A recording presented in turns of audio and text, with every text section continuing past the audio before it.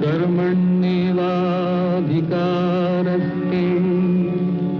मा फलेषु इस कदाचन। प्रकार चलाए हुए चक्र का जो मनुष्य अनुसरण नहीं करता, वह अपने जीवन को पापपूर्ण बनाता है, इंद्रिय सुखों में रचा पचा रहता है और हे पार्थ, वह व्यर्थ ही जीता है।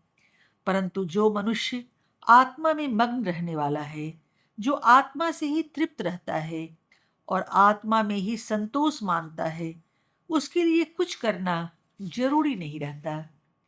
कर्म करने या न करने में उसका बिल्कुल स्वार्थ नहीं होता। भूत मात्र के विषय में उसका कोई व्यक्तिगत स्वार्थ नहीं होता।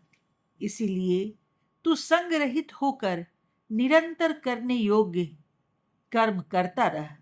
संग रहित होकर कर्म करने वाला पुरुष मोक्ष को प्राप्त करता है।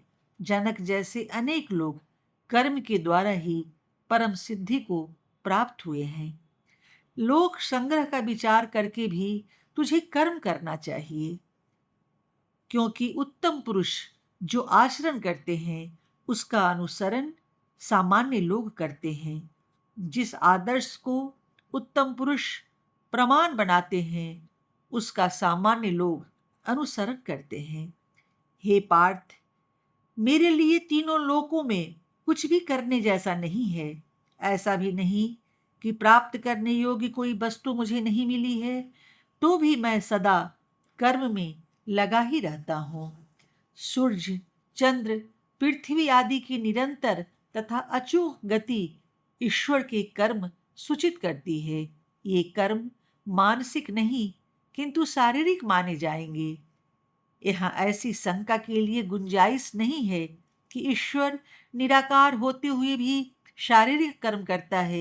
यह कैसे कहा जा सकता है, क्योंकि वह अशरीरी होते हुए भी शरीरी के समान व्यवहार करते हुए दिखाई देता है। इसीलिए वह कर्म करते हुए भी अकर्मकृत है और अलिप्त है।